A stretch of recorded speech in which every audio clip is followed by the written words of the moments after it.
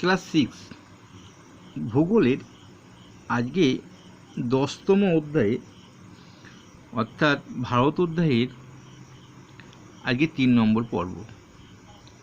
আমি তোমাদের আস্তে আস্তে যতটা ভালো করে বলা দরকার বললে বুঝতে পারবে, সেইভাবে তোমাদের আমি বুঝিয়ে দিই।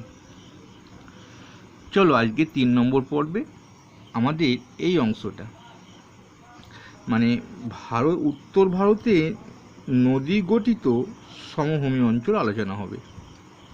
তারপরে উপদ্বীপীয় মালভূমি, তারপরে পশ্চিমে মরু অঞ্চল, তারপরে উপকূলীয় সমভূমি অঞ্চল পড়লে মোটামুটি অধ্যায়ে হাফ অংশটা শেষ হবে ভারত অধ্যায়ে। অর্থাৎ ভূপ্রকৃতি সম্পর্কে ভালো জানা যাবে, তারপর মৃত্তিকা, জলবায়ু, বিভিন্ন উদ্ভিদ।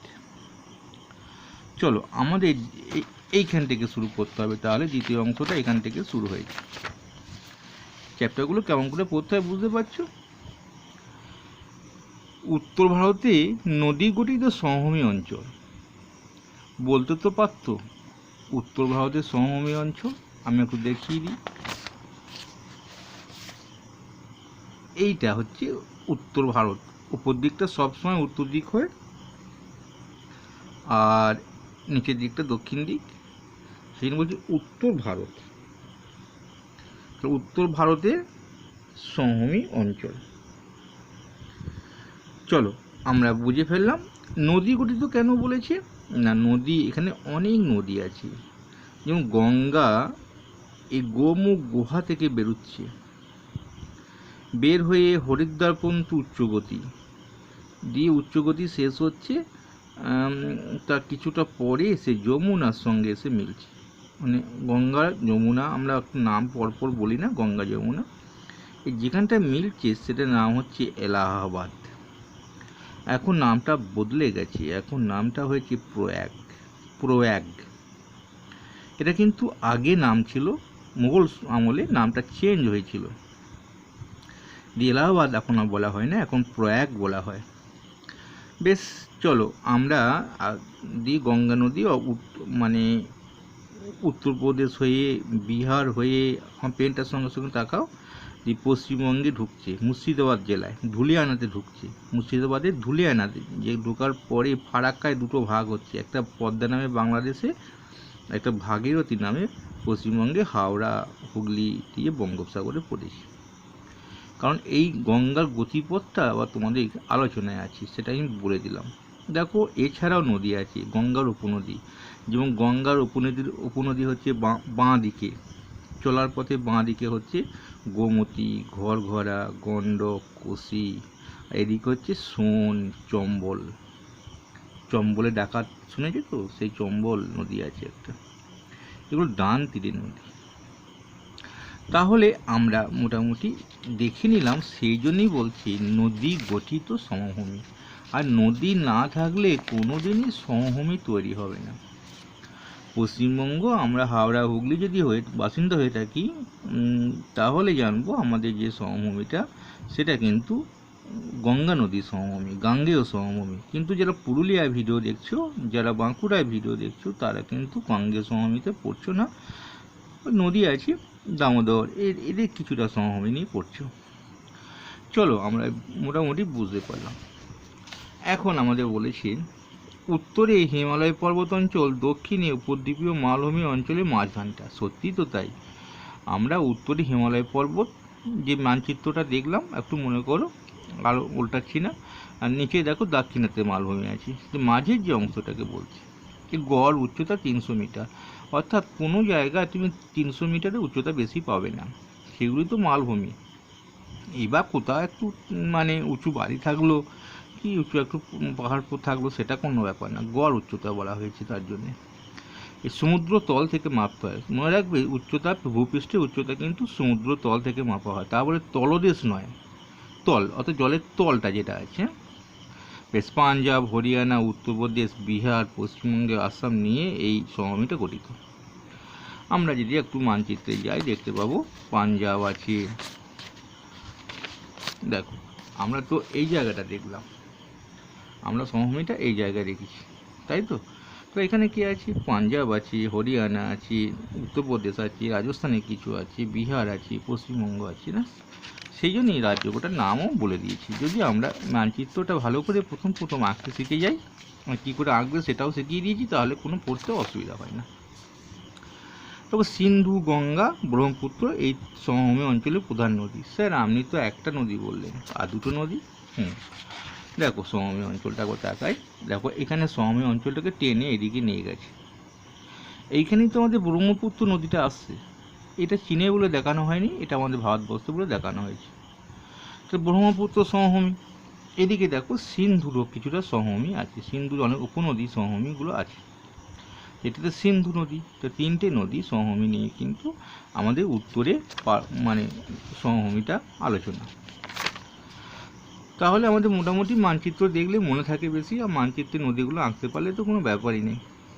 বলেছে এই নদীগুলি হিমালয় পার্বত্য অঞ্চলে থেকে নদী, কাঁকড়, বালি বয়ে নিয়ে আসে, এই সমভূমির সৃষ্টি হয়েছে। এই নদী গঠিত সমভূমি অঞ্চলে মাটি খুব উর্বর এবং চাষবাস খুব ভালো হয়, সমতল হওয়ার যাতায়াত ব্যবস্থা ভালো, চাষ কৃষিকাজও ভালো হয় দোয়াব অঞ্চলে। এটা তোমাদের অ্যাক্টিভিটিতে প্রশ্নটা আছে, বেশ শিখে ফেললাম আমরা।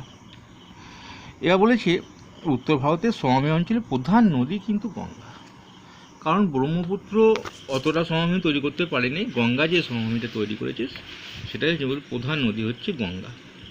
এবার আমাদের গঙ্গার গতিপথটা তো বলেই দিলাম, গাঙ্গোত্রী হিমাবাহ গোমুখ গুহা থেকে বের হয়েছে, সুন্দর গুহা, তোমরা যদি নেটে দেখে নাও কোথাও খুব ভালো লাগবে।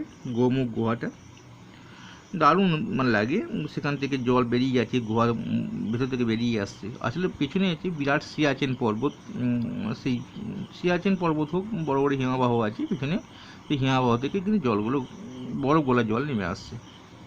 বলছি প্রথমে অবস্থা ওর নাম ছিল ভাগীরথী, না উচ্চ গতিতে যেটা হরিদ্বার পর্যন্ত সেটা কিন্তু ভাগীরথী নাম।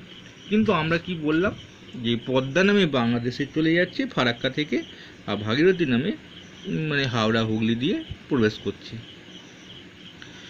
কাটোয়া, হাওড়া, হুগলি এইগুলো দিয়ে চলে আসছে, মুর্শিদাবাদে কিছুটা আসছে। কিন্তু ভাগীরথী বলছে যেখানে উৎসস্থল সেইখান থেকেই কিন্তু প্রথমে নাম ছিল ভাগীরথী, দিয়ে শেষেও দেখলাম আমরা ভাগীরথীর নামটা পাচ্ছি। বেশ, উত্তরপ্রদেশে এলাহাবাদের প্রধান উপনদী যমুনার সাথে মিলছে, এই জায়গাটা আলোচনা করেছি। সেটাই তো বললাম, ওর বোনের সঙ্গে দেখা করেছিল যখন নেমে আসছিল, বলে দাঁড়াও, ভগীরথ নিয়ে আসছিল, যেটা হিন্দু শাস্ত্রে আমাদের আলোচনা করা আছে।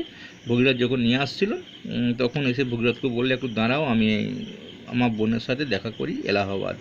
সেটা কিন্তু এলাহাবাদে যমুনার সাথে মিলিত হয়েছে, বোন বলা হয়। আমি তো উপনদীগুলো বলে দিলাম, যে বাঁ দিকে বলছি উপনদী হচ্ছে যমুনা, সোন, এটা ডান দিকে, আর নিচে কোটা সব কিন্তু বাঁ দিকে, গোমতী, ঘরঘরা, গণ্ডক, কোশি, ঘরঘরাটা নেই। যাই হোক, এই দৈর্ঘ্যটা খুব মনে রাখার সুবিধা, 2.5 কিমি, 2.5 কিমি বলি। কিন্তু গঙ্গা যখন স্নান করতে যাবে না 25 বলবে, তাহলে বুঝে নেবে গঙ্গার দৈর্ঘ্যটা হচ্ছে টোটাল উৎস থেকে মোহনা পর্যন্ত 25 কিমি। আর ডান দিকে সোন আর চম্বল আছে, আর বাঁ দিকে আছে সোন, চম্বল আর যমুনা কিন্তু আমাদের ডান দিকেই পড়বে, আর বাঁ দিকে আছে গোমতী, ঘরঘরা, গণ্ডক, কোশি এগুলো। প্রভাপদের প্রধান শহর হরিদ্বারে কিন্তু জলটা এতটাই পরিষ্কার, এতটাই মানে হরিদ্বারের গঙ্গাটা এতটাই মানে তীর্থস্থানে পবিত্র হয়ে উঠেছে যে হরিদ্বার কিন্তু প্রথম বলা যাবে। তারপর কানপুর, এলাহাবাদ এগুলো উত্তরপ্রদেশে, বেনারসি এটা উত্তরপ্রদেশে, পাটনা এটা বিহারে, আর কলকাতা হলো আমাদের পশ্চিমবঙ্গ। তো বিহারের মধ্যে পাটনা পড়লো। তাহলে গঙ্গা এসেই বলতেন না, একবার শুনলাম করোনার সময় মরা ভেসে আসছিল না, তা বোঝো তো গঙ্গা মরাটা এসে একটুখানি আমরা দেখিনি, যেটা বলছিল নাকি উত্তরপ্রদেশে মরা, জেনে নিই ঘটনাটা, তাহলে আমাদের আরও ভালো মনে পড়ে যাবে। দেখো গঙ্গা মরাটা দেখা গিয়েছিল কোথায়, এই মালদা, এখানটা হচ্ছে মালদা, এখানে মুর্শিদাবাদের উপরটা মালদার কাছে নাকি, মালদার কাছে এখানে আটকে দেওয়ার চেষ্টা করেছিল। তো বিহার হয়ে আসছে, আগে উত্তরপ্রদেশ, তারপরে বিহারের লোকে দেখতে পায়নি, পাটনার লোকেও দেখতে পায়নি, বলছিল নাকি উত্তরপ্রদেশে মরা। তাহলে দেখো তো, সত্যি কি তোমাদের ধারণা উত্তরপ্রদেশ হতে পারে? কোথায় হরিদ্বারও হতে পারে, সে মোড়া নয় ভাসতে ভাসতে ভাসতে ভাসতে উত্তরপ্রদেশ হয়ে পেরিয়ে এলো। বিহারে ঢুকলো, বিহারের লোকে মানে মারা যদি উত্তরপ্রদেশে হয়ে থাকে তাহলে বিহারের লোক আগে দেখবে, কারণ অনেকটা বিহার পেরোতে হবে গঙ্গাকে, তারপরে মালদা আসবে। তাহলে দেখা যাচ্ছে যে উত্তরপ্রদেশে মরা বলে সেটাই নাকি কোনো একটা নার্সিংহোম ছিল, যা ঘটনাটা ঘটেছে বিহার পেরিয়ে চলে এসেছে।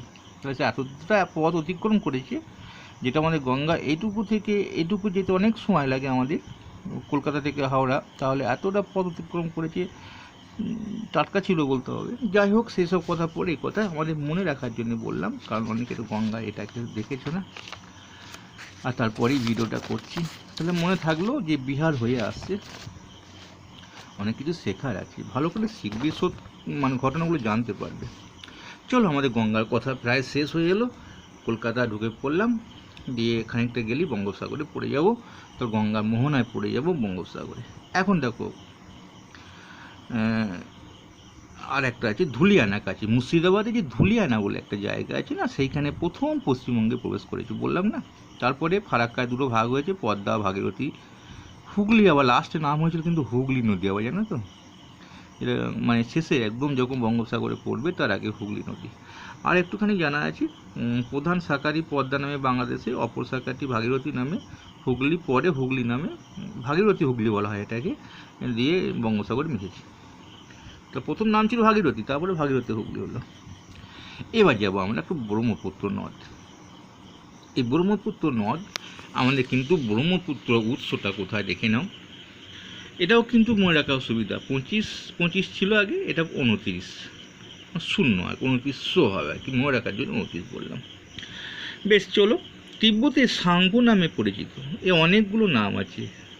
বাংলাদেশে এর একটা নাম হয়েছে যমুনা, আবার চীনের নাম হয়েছে একটা, তারপরে নাম হয়েছে ভারতে ব্রহ্মপুত্র।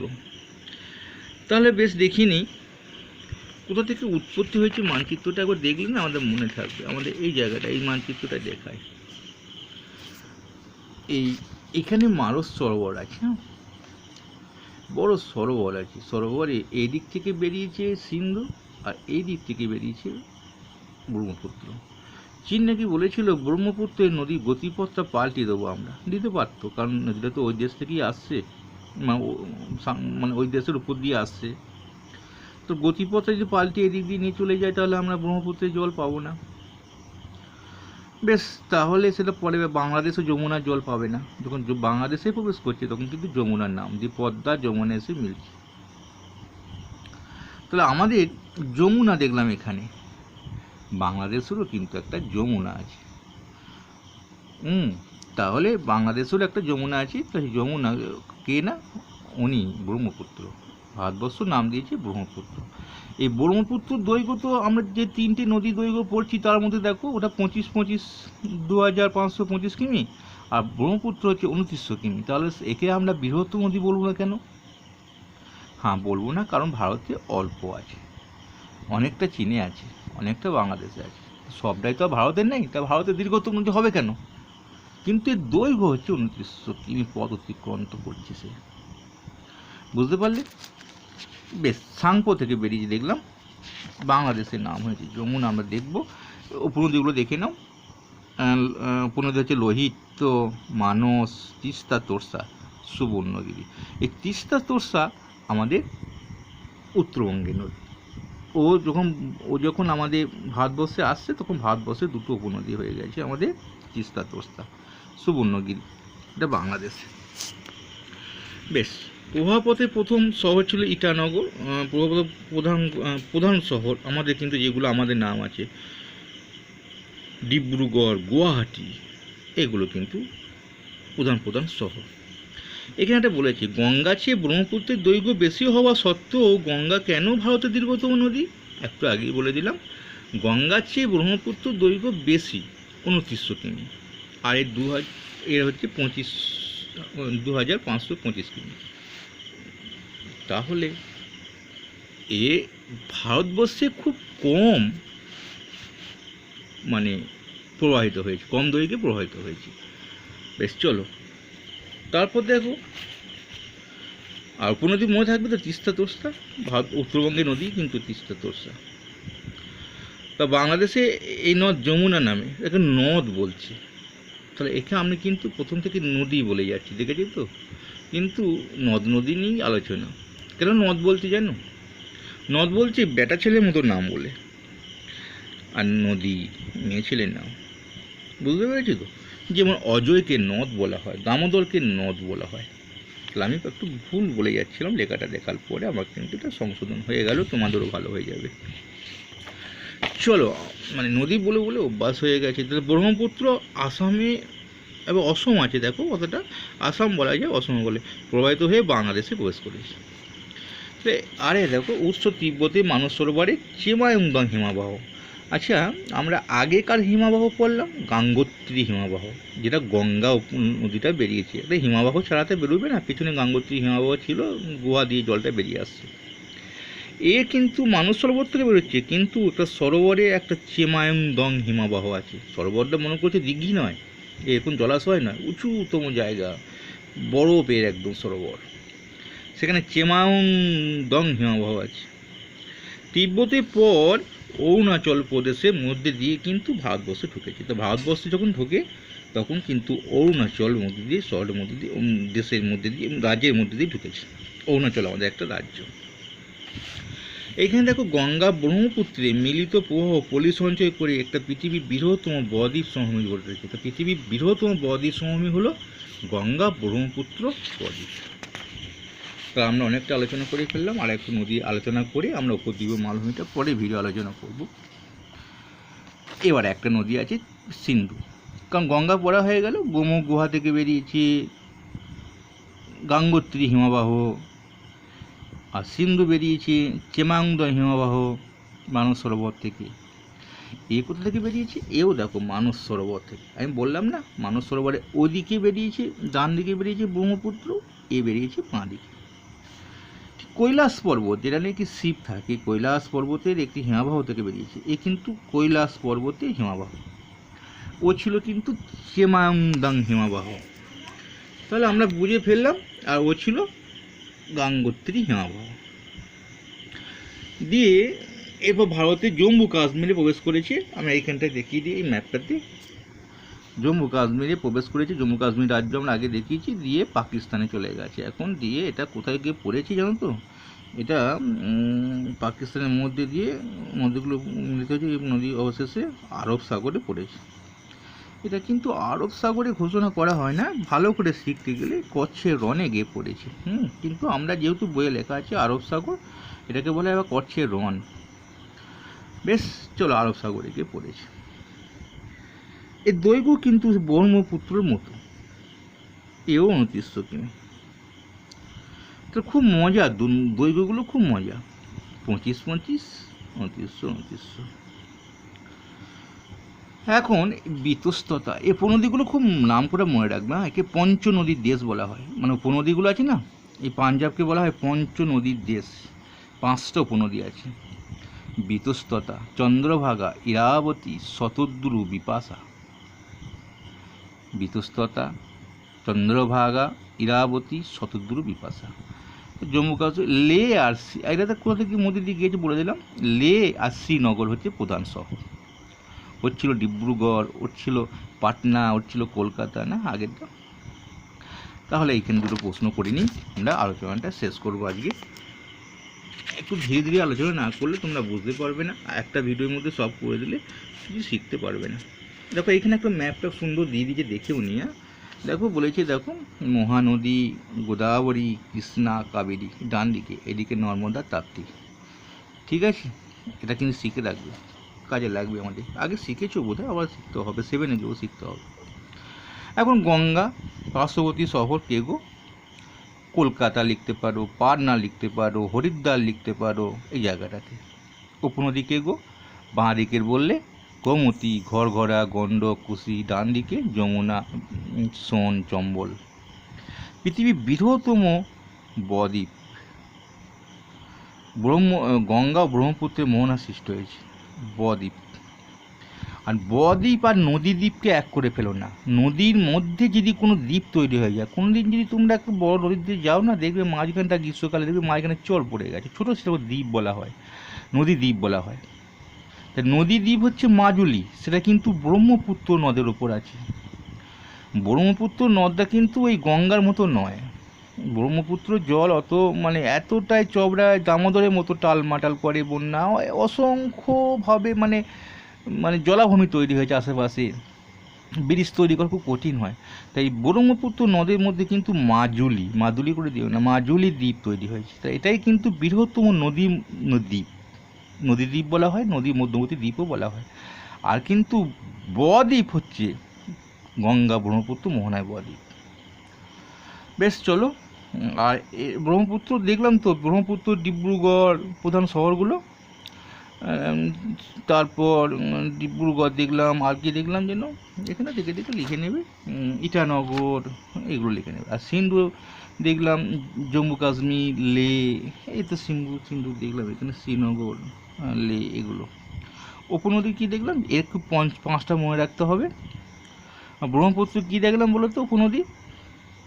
ব্রহ্মপুত্র আমাদের তিস্তা, তোর্সা লিখে দিতে পারো।